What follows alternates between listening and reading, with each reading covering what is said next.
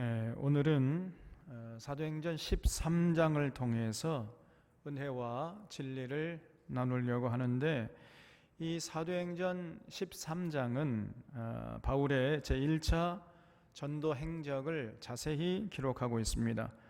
안디옥 교회는 우리가 아시다시피 그 개척한 지도 얼마 되지 않았는데, 우리만 하나님의 은혜와 진리를 누릴 것이 아니라 우리 이웃에게 이 귀한 은혜와 진리를 나누자, 이렇게 해서 이제 선교팀을 꾸려서 선교를 떠나게 됩니다. 참 이런 모습은 오늘 우리 들고 부른 샤론교회에도 많은 감동과 교훈을 줍니다. 여기 1절을 보겠습니다. 안디옥 교회에 선지자들과 교사들이 있으니 곧 바나바와 니게르라 하는 시므온과 구레네 사람 루기오와 분봉왕 헤롯의 젖동생 마나엔과 및 사울이라 그랬습니다. 여기 선지자들이라고 그랬는데, 선지자는 다른 말로 예언자라고 하죠. 근데 이 예언자, 선지자는 장차 될 일을 미리 말하는 자가 아니고요, 점쟁이처럼 꼭 집어가지고 이렇게 미래들, 이런 사람이 아니라 하나님의 말씀을 맡아서 하나님 대신 전하는 사람을 예언자라고 그래요. 그래서 이 예언자 할 때 예자가 맡을 예, 맡길 예, 예금할 때 예자입니다. 그래서 하나님의 말씀을 맡아서 하나님 말씀을 올바로 분별해서 전하는 사람, 이걸 예언자 혹은 선지자라고 하는 거지요. 그리고 여기 교사들이 있다고 그랬는데, 교사는 이 선지자가 이제 전해준 하나님의 말씀을 사람들에게 알아듣도록 알기 쉽게 가르치는 사람이라고 할 수 있습니다. 오늘날로 하면은 선지자는 목회자요, 또 교사는 교회학교 교사라고 할 수가 있겠지요. 그래서 이 안디옥교회에 이런 사람들이 5명이 있었다 그랬는데, 제일 먼저 거론되는 인물이 바나바였습니다. 그러니까 바나바가 제일 어떤 그 존재감이 확실한, 비중이 큰 이런 사람이라는 사실을 알 수 있어요.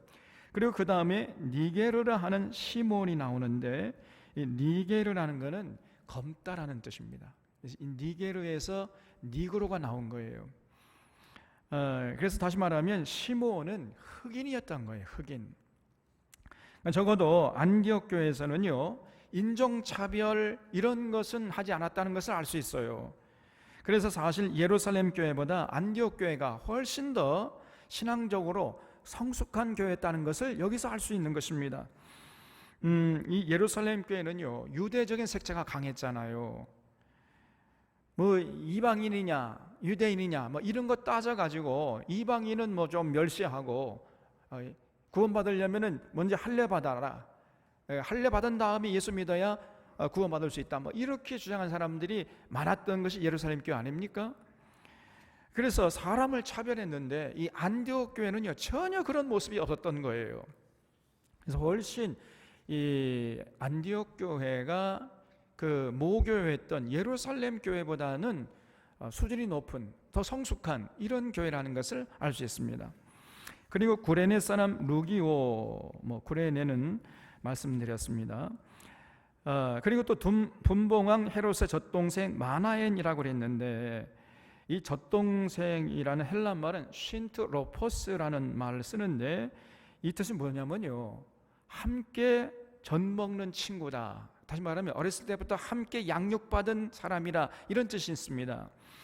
그러니까 마나엔이 헤롯과, 이 헤롯이라는 그 왕자와 함께 자랐다는 거예요. 그러니까 헤롯 왕가에서 기득권을 누리면서 떵떵거리면서 살 수 있었던 사람인데, 그는 그 모든 기득권을 포기하고 예수님 영접하고 그 예수 믿는 길, 그 당시에는 예수 믿는 일을 하면은 그는 죽기를 각오하지 않으면 안 됐잖아요. 그러니까 그 고난의 길을 자처했던 것입니다. 이런 면에서 이 마나엔은 정말 이 썩어질 세상에 휘둘리는 속물인간이 아니고 높은 이상을 가지고 살았던 아주 멋진 사람이라는 것을 우리가 알 수 있는 거예요. 그리고 그 다음에 마지막 5번째 사람이 사울입니다. 근데 사울은 밑사울이라 그랬죠? 밑사울. 사울이 맨 끝에 나오는데, 그 사울 앞에 밑이라는 그 단어가 붙어 있어요. 이 밑이라는 단어 헬란 말은 카이라는 이 접속사를 사용했는데 우리말로 번역하면요 그리고라는 뜻이에요. 그리고. 그러니까 앞에 네 명은 거의 동등한 수준의 존재감이 확실한 이런 사람들이었는데 사울은요 그리고 사울이야. 밑사울이야. 그러니까 아직까지도 안디옥 교회에 확실한 존재감을 드러내지 못하고 있었다는 것을 여기서 알 수 있어요. 그래서 맨 마지막으로 붙여줄까 말까 하다가 붙여주는 이런 상황이었던 것입니다. 존재감이 별로 없었어요, 사울은. 그런데 조금 후에는요 완전히 상황이 역전되어 가지고 사울이 선교의 선봉에 나서는 걸 볼 수 있어요. 그래서 나중에는 사울의 이름이 맨 먼저 나옵니다. 항상 바나바보다 먼저 사울이 이름이 나와요. 그래서 우리가 인생의 종착점에 다다랐을 때 그때 어떤 모습이냐가 중요한 것이지 현재 우리의 모습과 위치가 어떤지는 그건 별로 중요한 것이 아님을 우리 사론의 교우들이 잊지 마시기를 바랍니다. 그래서 많은 사람들 보면요 처음에는 잘 하다가 중간이나 막바지에 가지고 변질되는 이상하게 타락해버리는 이런 사람들이 참 많아요. 그런가 하면은 처음에는 좀 헤매다가 나중에 정말 올곧게 하나님을 섬기는 이런 멋진 사람들도 있는 것입니다. 우리 사론의 교우들은요 우리 모두가 후자가 부탁드립니다. 바울처럼 날이 갈수록 참 하나님 앞에 성숙하고 성화되어가는 모습으로 멋지게 살아가는 귀한 인생들, 호흡이 끊어진 그 순간까지 그리스도 정상한 분량이 충만한 데까지 이렇게 성장하고 성숙해서 하나님께 영광을 돌리는 귀한 인생 살아가시기를 바랍니다. 이전에 주를 섬겨 금식할 때 그랬죠? 여러분 여기 한번 줄쳐보세요. 주를 섬겨 금식할 때 우리 가운데 교회 직분을 맡았다고 금식하면서 섬기는 사람이 있습니까? 그런데 이들은 주님을 섬기면서 금식하고 금식하면서 섬겼다는 거예요. 참 대단하지요? 금식이라는 것이 때로 필요할 때가 있습니다. 우리가 1년에 한 번 정도는 금식할 필요가 있어요. 저도 가끔 했습니다. 요즘에는 거의 안 하는데 제가 한 10년 전 그 전에는요 가끔 1년에 한 번 정도는 금식했어요. 연초나 연말에 3일 정도 금식하는 것 이것은 영적으로나 육체적으로나 굉장히 우리에게 필요하고 또 유익합니다. 그 3일 정도 금식하잖아요. 그 굉장히 정신이 맑아지고요. 그리고 몸이 건강해져요. 육체가. 모든 우리 내장이 다 비워지기 때문에 그 음식 독에 다 빠져버리는 거예요. 그래서 혈액순환이 잘 되고 굉장히 그 의식이 맑아지면서 몸이 건강해지는 겁니다. 어쨌든 이 주를 섬겨 금식할 때에 성령이 이르시되 내가 불러 시키는 일을 위하여 바나바와 사울을 따로 세우라 하시니 이에 금식하며 기도하고 두 사람에게 안수하여 보내니라 그랬죠. 이렇게 정신이 맑을 때 하나님의 뜻을 예민하게 느낄 수가 있는 것이고 그때 성령의 임재를 강하게 느낄 수 있는데 이들이 그렇게 금식하면서 섬길 때에 과연 성령께서 임하시는 것을 강하게 느꼈다는 거예요. 그래서 바울과 바나바를 선교를 위해서 따로 세우라 이렇게 이제 성령님이 명령하신 것을 들었어요. 그러니까 이제 하나님께서 바나바와 바울을 꼭 집어가지고 선택하신 것입니다. 그래서 이들이 그 명령대로 선교를 떠나기 전에 또 금식하고 안수하고 파송했다는 거지요. 그러니까 이때 이 사람들이 금식을 자주 했던가 봐요. 우리 샤론의 교우들 가운데 금식하는 사람이 있습니까? 금식하며 섬기고 섬기면서 금식하고. 네, 이때 금식은요 파송하기 직전에 이제 금식을 했는데 그때 금식은 여러 가지 의미가 있었어요. 첫째는 금식하면서 우리는 우리 뜻을 이루기 위해서 파송받는 사람이 아니라 하나님이 파송한 자들이다 하는 그 자기 정체성을 확실히 할 수가 있었던 것이고요. 두 번째는 그렇기 때문에 내 생각과 내 욕심 다 내려놓고 절대적으로 하나님의 뜻을 따라서 선교하겠다, 이런 의지를 불태울 수 있었던 것입니다. 그렇게 해서 금식하고 안수한 다음에 파송한 거죠. 4절에 두 사람이 성령의 보내심을 받아 그랬죠. 여러분, 선교는요, 성령님의 보내심을 받아 파송되는 것입니다. 내가 가고 싶다고 해서 갈 수 있는 것도 아니고, 사람이 파송한 것도 아니고, 성령님, 하나님, 예수님, 삼위일체 하나님이 보내신 것임을 우리가 언제나 잊지 말아야 돼요. 그리고 파송받은 사람은 그렇기 때문에 사람들이 가가지고 하나님이 나를 당신에게 보내셔서 왔습니다, 이렇게 당당하게 얘기할 수 있어야 됩니다. 여러분, 우리도 전도할 때 우리가 이웃에게 나가 전도하기 전에 기도하고 나가잖아요. 예? 그러면은 이웃에게 가가지고 하나님이 나를 당신에게 보내셔서 왔습니다, 이렇게 당당하게 얘기할 수 있어야 돼요. 내가 내 뜻을 이루기 위해서, 내 유익을 추구하기 위해서 당신에게 온 것이 아니라 하나님이 나를 보내셔서, 당신의 유익을 위해서 하나님이 나를 보내셔서 내가 왔다, 이거를 담대하게 먼저 전해줄 필요가 있는 것이에요. 여러분, 하나님이 나를 당신에게 보내셔서 왔습니다, 이 문구는 우리가 좀 뼛속에 새겨야 돼. 같이 한번 따라서 해볼까요? 하나님이 나를 당신에게 보내셔서 왔습니다. 네, 우리 전도 대상자에 가서 그렇게 얘기하고 전도하면 됩니다. 여러분, 이 그 말이에요, 굉장한 권세가 있습니다. 하나님이 나를 당신에게 보내셔서 왔습니다. 그러면 사람들이 귀를 쫑긋해 듣습니다. 하나님이 보냈다고? 누가 감히 무시겠어요? 그래서 내 목적, 내 유익을 위해서 온 거 아니고 하나님의 뜻으로, 하나님의 목적을 이루기 위해서 당신에게 왔다, 이걸 분명히 먼저 밝힌 다음에 전도해야 돼. 두 사람이 성령의 보내심을 받아 실루기아에 내려가 거기서 배 타고 구브로에 가서 그랬죠. 이 실루기아 항구는 제가 몇 년 전에 그 실루기 항구를 찾아보고 싶어가지고 거기 가봤거든요. 근데 가보니까 결국 못 찾았어요. 흔적도 없이 그냥 사라져 버렸습니다. 그러나 당시에는 실루기 항구가 큰 항구였던 거죠. 그래서 바나바와 바울이 실루기 항구에서 배를 타고 구브로로 갔는데, 전에 말씀대로 이 구브로는 키프로스라고 그랬죠. 이 키프로스는요, 절반은 터키 땅이고 절반은 그리스 땅이에요. 그리스. 지금 그렇게 되어 있습니다. 그래서 요즘에 가끔 이 키프로스에서 어떤 사건이 일어나는 뉴스를 우리가 접할 수 있습니다. 반쪽은 이 섬인데 제주도보다 좀 적은 섬일 거예요.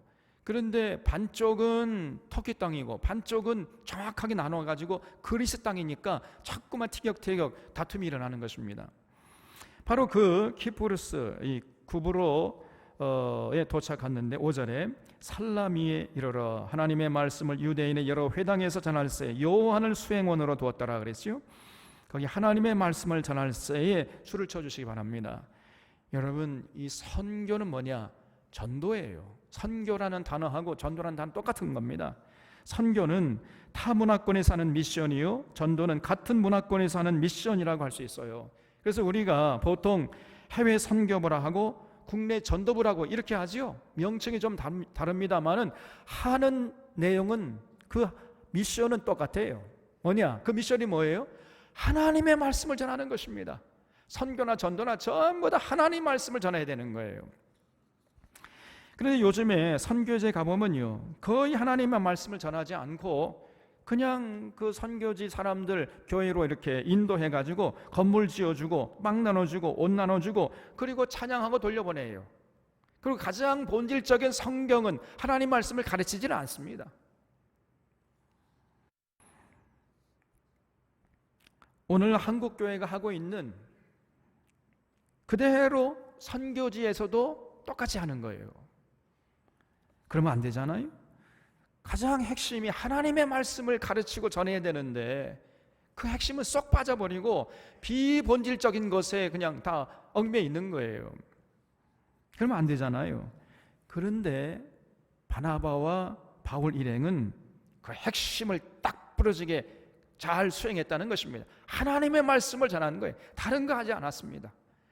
뭐 그 동네 가가지고 사람들 불러 모아가지고 빵 나눠주고 뭐 옷 나눠주고 과자 나눠주고 이런 짓 하지 않고 하나님의 말씀을 선보였다. 하나님 말씀을 전했다는 거예요. 선교 제대로 한 거지. 우리가요 이렇게 선교해야 됩니다. 근데 선교제 가면 그러지 않아요. 지금 그게 문제입니다. 그리고 여기 요한을 수행원으로 뒀다고 했는데 이 요한은 마가복음을 쓴 마가 요한을 말해요. 그래서 이 마가 요한과 함께 이제 선교 여행을 떠난 것이죠. 6절에 온 섬 가운데로 지나서 바보에 이르러 바 예수라 하는 유대인 거짓 선지자인 마술사를 만나니 그랬죠. 이 바보는요 파포스라는 항구를 말합니다. 거기 도착해가지고 바 예수라 하는 유대인 거짓 선지자의 마술사를 만났는데 이 바 예수라는 말의 뜻은 뭐냐면요 예수의 아들이다 이런 뜻이에요. 예수의 아들. 자기가 예수님의 아들이라는 거예요. 예수님은 언제 장가 갔습니까? 네? 그런데 이 사람이 내가 예수의 아들이다 이렇게 자칭하면서 자기의 뱃속을 챙긴 거지요. 그러니까 예수님 사칭하면서 자기의 사익을 추구했던 아주 사악한 사람이었던 것입니다. 그런 거짓 선지자, 마술사 그런 사람을 만났다는 거예요. 7절에 그가 총독 서기오 바울과 함께 있으니 서기오 바울은 치에 있는 사람이라 바나바와 사울을 불러 하나님의 말씀을 듣고자 하더라. 이 마술사 엘루마는 이름을 번역하면 마술사 라는 얘기죠. 그들을 대적하여 총독으로 믿지 못하게 힘쓰니 그랬죠.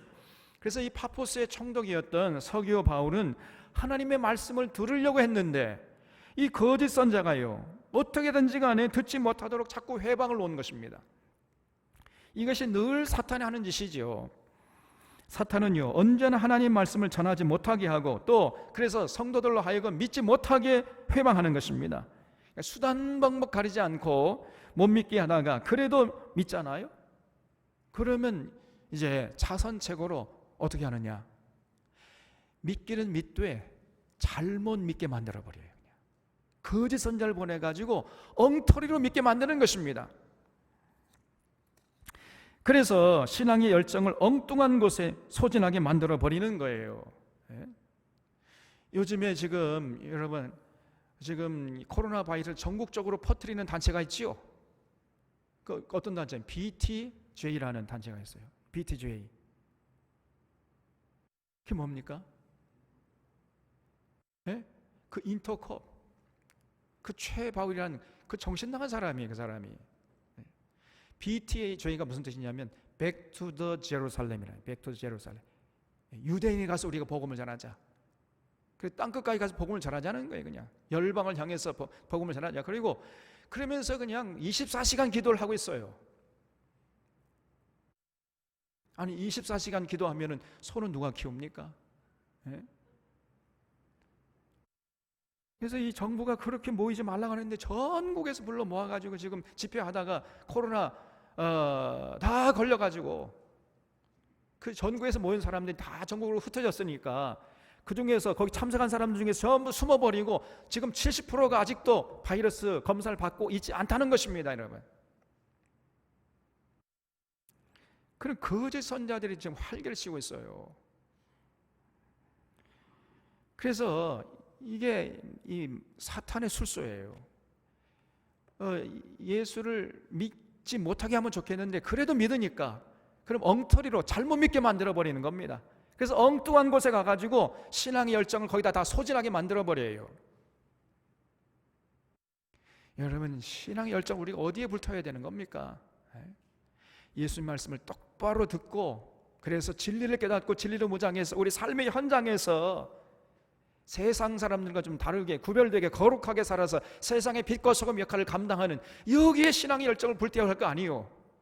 이것이 진정한 신앙인의 모습이고 자세인데 엉뚱한 짓을 하는 거예요. 엉뚱한 짓을 지금. 그래서 오히려 지금요 지금 믿지 않은 사람들이 교회를 바라보는 눈이 굉장히 지금 나빠졌습니다. 예.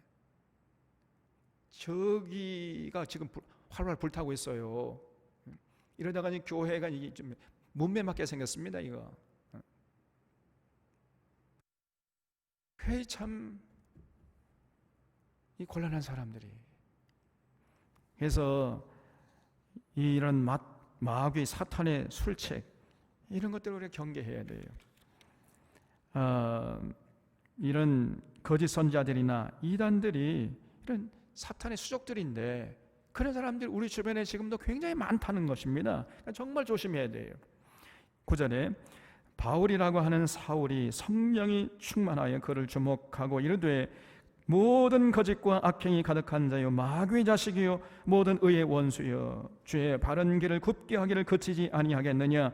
보라 이제 주의 손이 내 위에 있으니 내가 맹인이 되어 얼마 동안 해를 보지 못하리라 하니 즉시 안개와 어둠이 그를 덮어 인도할 사람을 두려고 하는지라. 이에 총독이 그렇게 된 것을 보고 믿으며 주의 가르치심을 놀랍게 여기니라 그랬지요. 그러니까 바울이 의분이 가득 차가지고 바 예수에게 그냥 한마디 던졌더니요 즉시로 그 바 예수가 그냥 장님이 되어버렸어요. 눈이 멀어버린 겁니다. 그냥. 저도 때때로요 하나님 저에게도 이런 권세를 좀 주십시오 그렇게 기도하고 싶을 때가 있다니까요. 이런 권세가 있으면 얼마나 좋을까. 지금 한국 사회에 거짓 선지자들과 이단들이 많은데 이제 주의 손이 내 위에 있으니 네가 맹인이 되어 보지 못하리라 하면 그 즉시로 그냥 눈이 멀어버리면 얼마나 좋을까. 여러분 이런 권세가 있으면은 그런 권세를 통해 막 이적을 베풀면은 사람들이 잘 믿지 않겠습니까? 그리고 저를 두려워하고, 야 그러면 제가 그럼 어떻게 되겠어요? 교만해지죠. 그러니까 한편 생각하면 그게 또 갖고 싶은데 근데 또 한편 생각하면요 굉장히 위험한 거예요. 그게 그렇게 되면 제가 교만해지는 겁니다. 남은 구원 나는 버림받는 거예요. 그리고 여러분 무서워서 믿는 것은 이건 제대로 믿는 게 아니에요. 각 사람이 인격적으로 결단해서 하나님께 돌아와야 이게 진짜 믿는 것이지 저 사람 무서우니까 굉장히 능력에 굴복해가지고 믿는다 이거는요 제대로 믿는 게 아닙니다. 하나님은 절대로 그거를 원치가 않아요. 여러분 보세요. 바울이 계속 이런 능력을 행사하면서 선교했을까요? 아닙니다. 바울이 선교 다니면서 많은 사람들에게 굉장한 핍박을 받았는데 그때마다 뭐 소경으로 다 전부 만들었겠어요? 아니죠. 그러니까 이런 능력은 유일회적인 것이지 보편적인 것이 아니다는 것을 잊지 마셔야 돼요. 우리가 복음을 전하기 위해서는 그 사람이 인격적으로 받아들일 때까지 끊임없이 사랑으로 섬기는 수밖에 다른 도리가 없다는 것을 언제나 잊지 마셔야 하는 것입니다. 13절에 바울과 및 동행하는 사람들이 바보에서 배 타고 밤빌리아에 있는 버가에 이르니 요한은 그들에게서 떠나 예루살렘으로 돌아가고 그랬지요. 이 버가는 현재 지명이 페르가입니다. 페르가. 근데 여기는 지중해를 끼고 있는 터키 중남부 땅이에요. 이 지중해성 기후로 땅이 비옥하고 거기 가면 올리브 나무가 그냥 가득합니다. 굉장히 아름다운 곳이에요. 그래서 제가 언젠가 그런 얘기 했잖아요. 제가 은퇴하면은 그 버가에 가서 살고 싶다. 그럴 정도로 아름다운 곳이더라고 가보니까. 그런데 그 버가에 도착해가지고 마가 요한이 그만 예루살렘으로 돌아가 버렸어요. 그냥. 그래서 나중에 두 번째 선교 여행을 떠날 때 바나바는 마가 요한을 다시 데리고 가자고 했고 바울은요 첫 번째 도중에 돌아간 이 마가 요한을 다시 데려갈 수가 없다 뭐 이렇게 해가지고 두 사도들이 서로 싸웠다고 그랬잖아요. 그러면 왜 마가 요한이 도중에 돌아갔을까요? 여기는 두 가지 설이 있습니다. 첫째는 마가 요한이 부잣집 아들이었기 때문이라는 거예요. 마가의 다락방에서 120문도가 모여서 기도했잖아요. 근데 여러분 그 120명 정도 들어갈 수 있는 홀이라면요 굉장히 넓은 집 아닙니까? 저택이에요. 근데 그 예루살렘이 있다는 거, 예루살렘은 거기가 굉장히 땅값이 비싼 땅이거든요, 거기가. 그러니까 오늘로 하면은, 우리나라로 하면은 저 서울의 강남에 300평 정도의 저택에서 살고 있었던 사람이 바로 마가 요한이었어요. 그러니까 굉장한 부잣집 도련님이었던 겁니다. 그래서 곱게 자라가지고 고생을 모르고 자랐던 거예요. 그래서 선교하다가 너무 힘드니까 에이 못해 먹겠다 해가지고 도중에 돌아갔을 것이다, 이렇게 이제 주장하는 거죠. 여러분, 정말로 이 버가에서 비시디아 안디옥으로 넘어가려면요, 타우루스라는 산맥을 넘어가야 됩니다. 타우루스 산맥. 근데 거기 타우루스 산맥은요 3,000m 이상 되는 고봉들이 그냥 줄지어 서 있어요. 우리나라 백두산이 여러분 몇 미터인지 아십니까? 제가 시간이 있어가지고 찾아보니까 2,744m예요. 그러니까 백두산보다 더 높은 이런 산들이 줄지어 서 있는 것이 타우루스 산맥입니다. 그러니까 그런 산맥을 넘어가야 했으니 얼마나 힘들었겠어요. 저도 버가에서 비시디아 안디옥으로 넘어가 봤는데 그 도로의 경사도가 얼마나 심한지 버스 타고요 그대로 하늘로 승천한 줄 알았다니까요. 제가 그렇게 산이 험하고 꾸불꾸불합니다. 그러니까 그 옛날에 산맥을 넘으려면 여러분 걸어서 넘었거나 아니면 나귀 타고 넘었을 텐데 얼마나 힘들었겠습니까? 또 게다가 그런 참 산이 깊은 곳에는요 또 누가 딱 기다리고 있지요? 산적들이 기다리고 있잖아요. 그래서 그 엄청난 산맥을 넘으려 하려면은 목숨을 걸지 않으면 안 됐던 것입니다. 그래서 그만 마가 요한이 겁에 질려서 포기하고 돌아갔을 것이다, 이렇게 주장하는 거지요. 다른 하나는 마가가 할례당이었다는 주장이에요. 골로새서 4장 10절 이하를 보면은 마가를 할례당이라고 소개하고 있어요. 여러분, 할례당이 어떤 사람들이라고 했죠? 예수 믿는다고 다 되는 것이 아니라 먼저 할례를 받고 유대인이 된 다음에 예수 믿어도 믿어야 된다, 이렇게 주장한 사람들이었거든요. 그렇게 할례당이에요. 그러니까 아직 이제 유대교의 영향권에서 완전히 벗어나지 못한 크리스찬, 이게 할례당이었던 것이거든요. 그런데 바울은 그냥 이방인들이 예수님을 구주로 영접하기만 하면 할례도 요구하지 않고 그냥 세례 줘버리니까 마가 요한이 굉장히 못마땅했던 것입니다. 여러분, 여행도요 뜻이 맞고 마음이 맞는 사람하고 해야지 행복하지, 뜻도 안 맞고 그냥 사사건건 그냥 의견이 충돌하고 이런 사람하고 여행해봐요, 1시간도 같이 있고 싶지 않은 겁니다. 그건 여행이 아니고 행복이 아니라 그건 불행이, 이건 지옥이야 그냥. 그래서 마가가 도중에 돌아갔을 것이라고 하는데 제 생각에는요 두 번째 주장이 설득력이 있어요. 마가가 할례당이었던 것입니다. 14절에 그들은 버가에서 더 나아가 비시디아 안디옥에 이르러 안식일에 회당에 들어가 앉으니라 그랬죠. 이 바울 일행이 버가에서 이제 타우루스 산맥을 넘어가지고 비시디아 안디옥으로 갔는데, 이 비시디아 안디옥은요 터키 지금의 터키 중앙부에 있는 아주 중요한 도시였습니다. 군사와 교통의 요충지인 이 거점 도시 중에 하나였어요. 지금부터 약 2500년 전에 페르시아 수상궁에서 소아시아 교회 7교회 중에 하나인 4대까지, 거기가 지금으로 하면은 터키의 맨 서쪽 끝이거든요. 거기까지 이제 그 페르시아 정부에서 고속도로를 놨습니다. 지금으로 하면은 이란 동부에서 터키 맨 서쪽까지 고속도로를 놓은 거예요. 2500년 전에. 그 도로를 누가 만들었는가 하면은 페르시아 왕 다리우스 히스타페스 1세라는 이 왕이 닦았는데요. 뭘로 만들었느냐?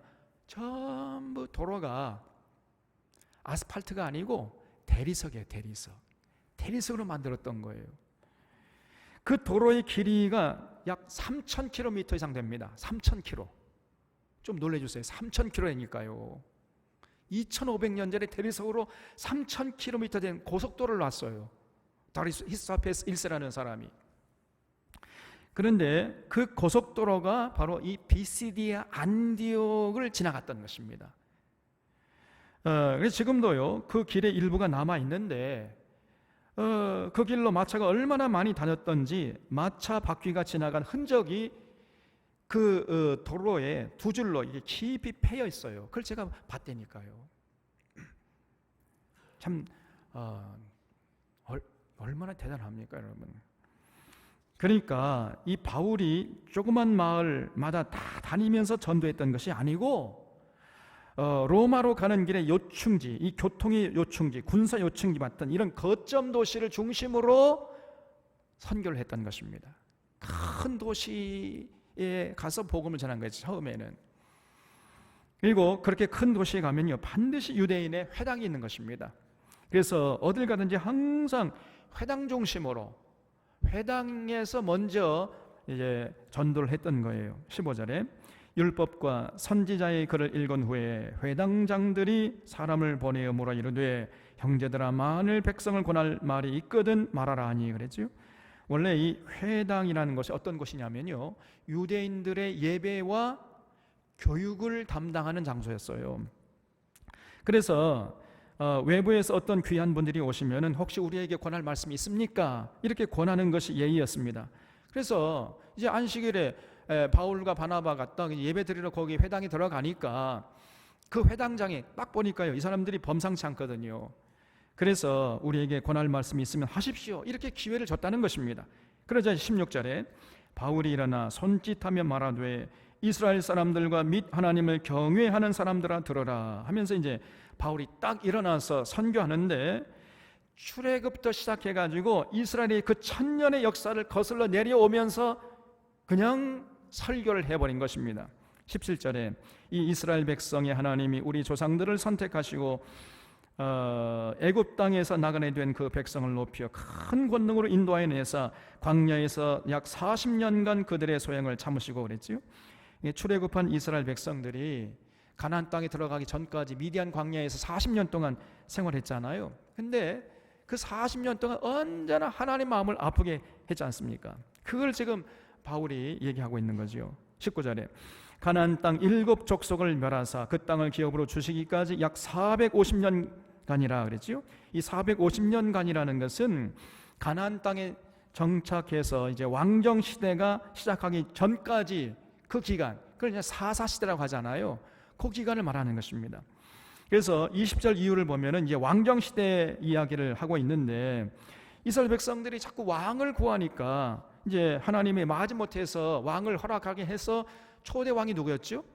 사울이었잖아요. 사울을 이스라엘 초대 왕으로 세웠는데 처음에는 사울이 잘하다가 나중에는요 좀 권력을 맛을 보다 보니까 교만해져 가지고 그러니까 하나님이 이제 피해버렸잖아요. 그리고 사울을 세웠는데 다윗을 세웠는데 이 다윗은 사울과는 달리 평생 하나님의 뜻을 받들어 살았습니다. 그래서 하나님 마음에 합한 삶을 살았다고 하나님이 평가했다는 거죠. 그래서 하나님이 그 다윗의 후손을 통해서 메시아를 보내주시겠다고 약속했는데 그 약속이 바로 예수님을 통해서 이루어졌다는 것입니다. 세례 요한은 예수님의 오실 길을 예비하는 사람에 불과하고 예수님이 진실로 하나님이 보내심하고 약속하신 그 메시아라는 거예요. 그런데 그만 제사장들과 서기관들이 아무런 죄가 없는 예수님을 십자가에 못 박아 죽여달라고 빌라도에게 부탁해서 결국 예수님이 돌아가셨다는 것입니다. 근데 사실은 그런 모든 역사가 이미 성경에 다 기록된 것이라고 하면서 당시 성경이었던 구약 성경을 가지고 자세히 있게 풀어준 거예요. 그러니까 여러분 바울은요 유대인들의 그 메시아 사상, 이 메시아에 대한 믿음, 그리고 메시아가 오실 것이라는 이런 소망을 접촉점을 삼아서 복음을 전했던 것입니다. 여러분 생각해 보세요. 당시 유대인들은 나라를 잃어버리고 전부 뿔뿔이 전 세계에 흩어져 가고 살고 있는 사람, 이걸 우리가 디아스포라 유대인이라 그랬잖아요. 그러니까 여러분 한번 생각해 보십시오. 남의 나라에 가서 한번 살아봐요. 얼마나 서러운 것이 많겠습니까? 그리고 또 고향 생각 나가지고 향수병에 걸리잖아요. 그리고 이 사람들은 또 특별히 믿음이 있어서 어떤 믿음이냐? 조만간에 이제 메시아가 하나님 보내신 메시아가 오실 것이다. 그 메시아가 오시면은 우리를 이런 어려움에서 다 건져내시고 다시 예루살렘으로 돌아가서 살게 해주실 것이다, 이런 믿음을 갖고 있었던 거거든요. 그래서 바울이 그런 유대인들의 믿음과 소망을 접촉점으로 삼아서 구약 성경을 종횡무진으로 인용하면서 너희들이 그렇게 기다리던 그 메시아가 오셨는데 그분이 바로 예수님이야 이것들아, 이렇게 전도를 했던 거예요. 그러니까 유대인들이 그 바울의 말을 들어보니까요, 뭐 유대 말도 유창하게 하고 헬라 말도 유창하게 하고 굉장히 아는 것도 많고 지혜도 있고 이렇게 보이니까 신뢰가 가거든요. 그래서 이 바울의 설교 듣고 많은 유대인들이 예수님을 영접했다는 거지요. 그래서 42절에 그들이 나갈새 사람들이 청하되 다음 안식일에도 이 말씀을 하라 하더라. 회당의 모임이 끝난 후에 유대인과 유대교에 입교한 경건한 사람들이 많이 바울과 바나바를 따르니 두 사도가 더불어 말하고 항상 하나님의 은혜 가운데 있으라 권하니라 그랬지요. 그래서 많은 사람들이 예수님을 메시아로 그리스도로 영접한 것입니다. 뭐 지금도 그렇지만은 유대인들이 예수님을 그리스도로 영접한다는 것은요, 이건 아주 지난한 일이에요. 아주 굉장히 어려운 일입니다. 이 유대인들은요, 예수 잘 안 믿어요. 왜냐하면 이 사람들은 돈이 너무 많거든요. 그러니까 돈이 하나님이야. 그러니까 하나님을 별로 필요로 하지 않는 사람들이에요. 그래서 BTJ, 저 사람들이 지금 엉뚱한 짓을 하는, 성경에 보면요, 결국은 유대인들은 예수 안 믿고 예수 믿게 돌아오지 않는다고 돼 있어요. 엉뚱한 짓을 하고 있는 것입니다, 저것들이. 그래서 유대인들이 예수님을 영접한다는 것은 거의 기적에 가까운 일이에요. 그런데 바울의 설교에 많은 유대인들이 유대교를 버리고 바나바와 바울을 따랐다는 것입니다. 참 놀라운 역사가 아닐 수가 없는 거지요. 44절에 그 다음 안식일에는 온 시민이 거의 다 하나님의 말씀을 듣고자 하여 모이니 유대인들이 그 무례를 보고 시기가 가득하여 바울이 말한 것을 반박하고 비방하거늘 그랬지요. 그 다음 안식일에는요, 이 바울에 대한 소문이 퍼져가지고 그 BCD 안디옥 성읍 사람들이 거의 전부가 다 모였다는 거예요, 그냥. 그러니까 이렇게 바울 일행이 갑자기 인기를 얻어가지고 슈퍼스타가 되어버렸던 것입니다. 그러니까 유대인들이 이제 시기와 질투심이 나가지고 바울의 말을 자꾸만 반박하고 비방했다는 거지요. 그래서 여기 유대인들은 지난주에 모였던 유대인들이 아니고 유대교의 열심히 특심인 사람들을 말합니다. 소위 말해서 극우파 유대교 사람들이었어요. 여러분, 이 극우파 유대인들은 예수님에게도 그러지 않았습니까? 예수님이 하늘의 진리를 전해주시니까 수많은 사람들이 주목하고 따랐잖아요. 그러니까 막 시기하고 질투하면서 예수님도 십자가에 못 박아 죽여버렸잖아요. 그런 못된 짓을 버리지 못하고 이번에도 이제 바울 일행이 인기를 얻으니까 이번에 바울을 죽이려고 덤벼드는 겁니다. 우리가 이제 계속 보겠습니다만은 이 사람들은요, 바울이 가는 곳마다 따라다니면서 전도를 회방했어요. 바울이 복음의 씨앗을 뿌려놓잖아요. 그러면 이 사람들이 그냥 가가지고 그 씨앗을 짓밟아 버려요. 이런 악한 짓을 했던 것입니다. 그래서 바울이 가는 곳마다 따라다니면서 바울을 괴롭혔던 것입니다. 여러분, 오늘날도 마찬가지예요. 우리가 하나님의 말씀을 잘 전해주면은 사람들이 존경하고 따라줄 것 같은데 그렇지 않습니다. 물론 그런 사람들도 있지만은 오히려 저기에 이빨을 들이대는 사람들이 더 많아요. 그걸 잊지 마셔야 돼.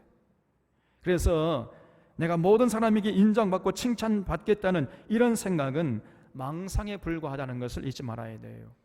우리가 제대로 복음을 전해도 많은 사람들이 반대하고 오히려 미워하고 저기에 이빨을 들이대는 이런 경우를 만날 수가 있다는 것을 여러분 염두에 둬야 됩니다. 이게 세상이에요. 46절에 바울과 바나바가 담대히 말하여 이르되 하나님의 말씀을 마땅히 먼저 너희에게 전할 것이로되 너희가 그것을 버리고 영생을 얻기에 합당치 않은 자로 자처하기로 우리가 이방인에게로 향하노라 그랬죠. 거기 영생을 얻기에 합당치 않은 자로 자처하기로 줄쳐보세요. 여러분, 이 극우적인 이 유대교 사람들이 어떤 사람들이었느냐, 스스로 영생 얻기에 합당치 않은 자들로 여기는 자들이었어요. 그러니까 바울의 말을 잘 들어보고 경청해보고 이성적으로 생각해서 맞으면 받아들이고 안 맞으면 안 받아들이면 될 텐데 이 사람들은요, 아예 바울의 말을 듣기를 거부해버린 거예요. 바울이 말을 하면 귀를 막아버려요. 그리고 이를 갈고 달려서 때려 죽이려고 덤벼들었던 것입니다. 요즘에도 이런 사람들이 많습니다. 끝까지 말을 들어봐야 되는데 조금 자기 생각과 다른 생각을 얘기하면요, 그냥 귀를 막아버려요. 안 들었으면 그다음부터는. 그리고 저기 이빨을 들이대는 거예요. 아무리 올바른 진리의 말씀을 전해주려고 해도 들으려고 하지 않는데 장사가 없는 거죠. 그래서 이 사람들은 자기가 믿는 어떤 믿음의 체계 속에 처박혀가지고 거기서 절대로 나오려고 하지 않는 것입니다. 당시에도 바나바와 바울의 말을 깊이 새겨서 정말 그것이 사실인가 아닌가 돌아볼 생각하지 않고 막무가내로 그냥 비방하고 저기 이빨을 드러내니까 바울이요, 너희가 스스로 영생 얻기에 합당치 않은 자로 자처하기로 우리가 이방인에게로 향하노라 이러면서 그냥 그 사람들 떠나가지고 발에 먼지를 털어버리고 이방인에게로 가버렸던 겁니다. 여러분, 그래서 이방인은 오히려 잘 받아들이는데 유대인들이 받아들이지 않은 거예요. 참 불쌍한 자들이었죠. 여러분, 우리도 이렇게 하면 됩니다. 그래서 몇 번 전도해보고 전혀 반응을 보이지 않는다든가 오히려 저기에 이빨을 들이대는가 하면요, 그러면은 너희가 영생 얻기로 합당치 않은 자로 여긴다 이렇게 하고 그냥 발에 먼지를 떨어버리고 다른 곳으로 가면 되는 것입니다. 47절에 주께서 이같이 우리에게 명하시되 내가 너를 이방의 빛으로 삼아 너를 땅 끝까지 구원하게 하리라 하셨느니라 하니 이방인들이 듣고 기뻐하여 하나님의 말씀을 찬송하며 영생을 주시기로 작정된 자는 다 믿더라 그랬지요. 이렇게 해서 바울이 이제 전도의 무게중심을 이방인에게로 옮겨버렸던 거예요. 하나님의 택하신 이 선민들인 유대인들은 거부하는데 정작 택하지 않은 이방인들은 잘 믿거든요. 그래서 이방인들에게 열심히 복음을 전하는 것입니다. 거기 굉장히 중요한 말이 나오는데 영생을 주시기로 작정된 자는 다 믿더라. 줄쳐 주시기 바랍니다. 여러분, 영생을 주시기로 작정된 자가 있다면 작정되지 않은 자도 있다는 얘기잖아요. 그러니까 하나님께서 어떤 사람은 구원하시기로 작정하고 어떤 사람은 구원하지 않기로 작정했다는 것입니다. 이걸 소위 이중 예정론이라고 그래요. 이중 예정론. 이걸 누가 주장했느냐? 우리 장로교의 시초인 칼빈이 주장했다 해서 칼빈의 이중 예정론이라 그래요. 그러면 하나님이 어떤 사람은 구원하시기로 작정하고 어떤 사람은 구원하지 않기로 작정하셨겠어요? 이 질문이 굉장히 중요하겠죠? 네, 우리들은요 알 수가 없어요. 오직 하나님만이 아십니다. 그러나 어렴풋하게 알 수 있는 방법이 있어요. 그게 뭐냐? 전도를 해보는 거예요. 전도해보면은 아하, 이 사람이 하나님이 구원하시기로 작정한 사람이구나 아니구나 하는 것을 어렴풋하게 알 수 있다는 겁니다. 진실로 하나님의 예정된 사람은요 전도하잖아요. 귀를 쫑긋 세우고 잘 듣습니다. 그러나 그렇지 않은 사람은 아무리 이 성경의 진리를 전해주려고 해도 전혀 들으려고 하지 않고 관심을 보이지 않아요. 그래서 전도를 해보면은 조금 알 수 있습니다. 그런데 영생 주시기로 작정된 자는 다 믿기는 믿는데 어떤 사람은 또 빨리 믿고 어떤 사람은 또 굉장히 더듬 믿는 사람이 또 있어요. 이게 또 문제예요 또. 그래서 우리가 알 수가 없습니다. 그래서 어떤 사람은 어려서부터 잘 믿는 사람이 있는가 하면요, 어떤 사람은 바로 죽기 직전에 마지막 막차를 타는 사람도 있잖아요. 그 예수님 십자가에 달릴 때 좌우에 양편에 있던 두 명의 강도 중에 한 사람이 그 죽음 직전에 예수님을 영접했잖아요. 그런 사람도 있는 것입니다. 그래서 우리가 한 번 전해서 안 믿었다고 포기하지 말고 때를 얻든지 못 얻든지 복음을 전하는데 최선을 다하면 그만이에요. 그러면 영생을 주시기로 작정된 자는 결국 전도를 통해서 하나님 앞으로 나오게 되는 것입니다. 그리고 우리가 또 한 가지 정말 짚고 넘어갈 게 있어요. 그게 뭐냐면은 그러면 일단 교회만 나오면 다 구원받은 자인가? 천국은 보장된 사람이 늘인가? 그것이 아니라는 거예요. 교회를 다니기는 다니는데 자기 욕심이나 이루려고 하고 나아가서 신앙을 새벽거리로 전락시켜가지고 희복신앙이나 신비주의에 빠져버린, 그 신앙의 본질적인 문제에 관심 갖지가 않고 저렇게 BTJ 같은 이런 데 엉뚱한 짓을 하는 이런 사람들은 절대 구원받을 수 없습니다. 그래서 예수님께서 뭐라고 말씀했죠? 교회 하나는요, 알곡이 있는가 하면 쭉쟁이가 있고 또 가라지가 있다는 거예요. 여러분, 구원 얻는 회개를 하지 않고 중생의 체험도 없이 영생의 말씀의 도리도 모르고 전혀 성경 가르침도 모르고 하나님도 모르고 그냥 제 멋대로 자기 하고 싶은 대로 자기 감정에 충실한 채로 이렇게 신앙생활을 해버린 그런 사람이 천국 가면요, 천국 다 버리게요. 그러면서 교회 다닌다면요, 그런 사람은 그저 교회 마당만 밟는 사람에 불과한 것입니다. 그래서 우리 사론의 교우들은 절대로 이런 자들 한 사람도 없기를 바랍니다. 정말 쭉정이나 가라지는 한 사람도 없고 전부 알곡들이 되시기를 바랍니다. 그래서 우리 모두가 영생 주시기로 작정된 자에 다 속해야 돼요. 그런 자들로 가득 찬 들고 보는 사론교회 되시기를 바랍니다.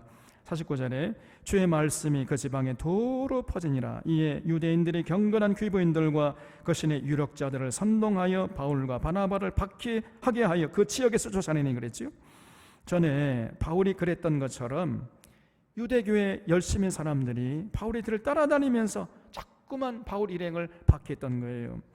그래서 사람들을 선동해가지고 박해했다고 했는데 그 선동을 받은 사람이 누구냐? 그러면요, 경건한 귀부인들과 그 신의 유력자들이라는 거죠. 그러니까 BCD 안디옥의 기득권층들, 이런 사람들을 자꾸 충동시켜가지고 바울 일행을 쫓아버린 것입니다. 그러니까 여러분, 부자들이나 권력자들, 그런 사람들이 바울의 전도를 받아들이지 않고 반대했다는 것을 알 수 있잖아요. 예나 지금이나 마찬가지입니다.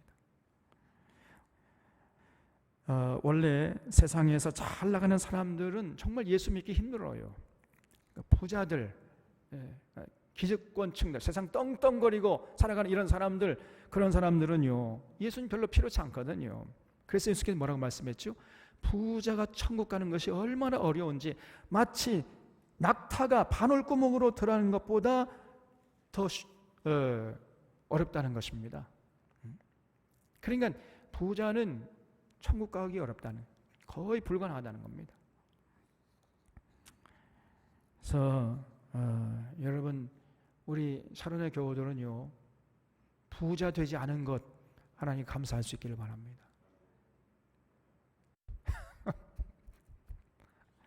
그래서 51절에 두 사람이 그들을 향하여 발에 티끌을 떨어버리고 이고니온으로 가거늘 제자들은 기쁨과 성령이 충만하니라 그랬죠. 이렇게 핍박받고 쫓겨나는 상황에서도 바울 일행은 전혀 기가 죽거나 낙심하거나 상처받거나 하지 않고 기쁨과 성령이 충만하면서 갔다는 거예요. 여러분, 얼마나 참 대단합니까? 우리도요, 이 정도 돼야 되지 않겠어요? 진리를 위해서 하나님을 위해 헌신하다가 욕을 먹을 때 너무 슬퍼하거나 노여하거나 할 필요가 없습니다. 우리가 사도행전 5장에서 베드로가 핍박받을 때 자세 봤잖아요. 너희들 말이야, 한 번만 더 예수라는 그 이름을 입에 올리면 그냥 다 죽여버리겠다. 그러니까 베드로가 뭐라고 했습니까? 그 이름을 위하여 능력받는 일에 합당한 자로 여기심을 기뻐하면서 그 공의 앞을 떠났다 그랬어요. 여러분, 우리도 이런 자세를 가져야 돼요. 그래야 선교도 하고 전도도 하고 하나님의 거룩한 도구로 쓰임받을 수가 있는 것이지, 조금 헌신하다가 좀 누가 이게 이런 말을 들었다 해 마음에 상처받고 그냥 밤잠 자지 못하고 그냥 막 울구락 불구락, 이런 사람들은요, 하나님께 쓰임받을 수가 없는 것입니다. 여러분 보세요. 바울은요, 이때부터 가는 곳마다 이런저런 구설수에 휘둘리고 또 유대교 사람들에게 핍박받는 그런 엄청난 고난을 당했어요. 그러나 바울은요, 그 순교하는 그 순간까지도 선교의 여정을 단 한시도 멈추지 않았던 것입니다. 줄기차게 열정적으로 복음을 전했어요. 바울은 그 지병이 있었거든요. 그래서 항상 걷기를 좋아했습니다. 몸에 가시가 있다고 그래요. 3번씩이나 이 가시를 좀 제거해달라고 기도했지만 하나님께 내 은혜가 내게 족하다 이렇게 말씀을 듣고 더 이상 이제 자기 병 고쳐주기를 하나님께 기도하지 않았잖아요. 그래서 이 지병이 있으면 평생 동안 지병을 안고 선교한 거예요. 그래서 바울은 항상 걷기를 좋아했어요. 걸으면은 이제 혈액순환이 잘 돼가지고 몸이 조금 괜찮아지고, 그래서 항상 바울은요 걸었습니다. 늘 걸으면서 선교한 거예요. 이 동네 저 동네 다닐 때마다 걸어간 것입니다. 밤하늘에 총총히 떠 있는 별을 바라보면서 늘 찬양하면서 이제 다음 동네에 가서 전도할 그 내용도 이제 정리하면서 이렇게 걸어간 것입니다.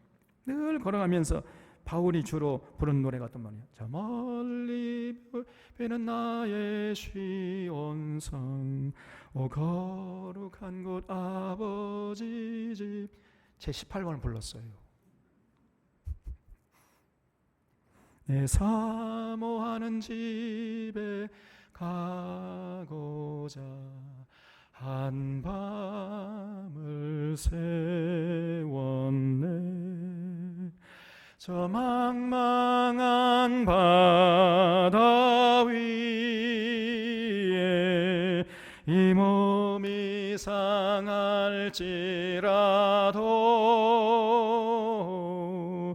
오늘은 이곳 내일은 저곳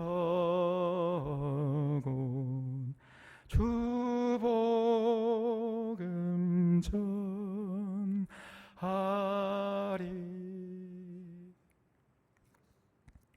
이렇게 눈물이 그렁그렁하면서 찬양하면서 전도를 했던 것입니다. 이렇게 교회를 핍박하던 나였는데 이런 나를 하나님이 귀히 여기셔가지고 하나님의 나라를 선포하는데 나를 앞장 세워주셨구나, 그 생각하면요 눈에 눈물이 가득한 거예요. 그냥. 그래서 언제나 어떤 고난이 와도 어떤 핍박을 받아도 늘 기쁨으로 감사함으로 복음을 전하려고 했던 사람이 바로 바울이었던 것입니다. 여러분,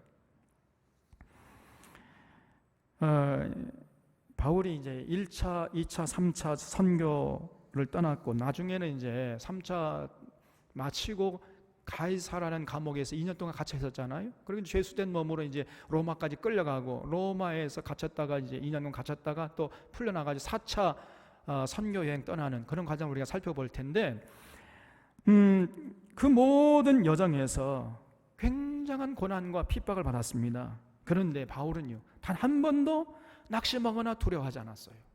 하나님 원망하거나 뭐 그런 거 없었습니다.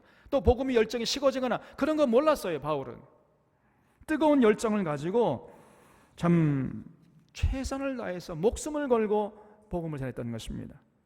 이런 믿음의 선조들의 헌신과 희생으로 복음이 바로 우리에게까지 전해진 거예요. 이것을 기억하고 오늘 우리 사론의 교우들도 이런 사명을 이제 이어받아서 다음 세대의 뜨거운 사명감으로 잘 전달해 주는 이런 자들이 되어주시기를 바랍니다. 이전까지는 잘 전해진 복음의 물줄기가 우리 시대에 끊겨버린다면 우리가 하나님 앞에 어떻게 나아갈 수 있겠습니까, 여러분? 그래서 최선을 다해서 우리도 우리 주위 사람들에게 참 이 복음의 물줄기를 전해줘야 돼요. 우리 모두가 힘을 합쳐서 하나님 나라를 선포하고 하늘의 진리를 가르치고 영육간의 건강을 치료하는, 이렇게 선포하고 가르치고 치유하는 이런 건강한 교회를 함께 세워나갈 수 있기를 바랍니다. 기도하겠습니다.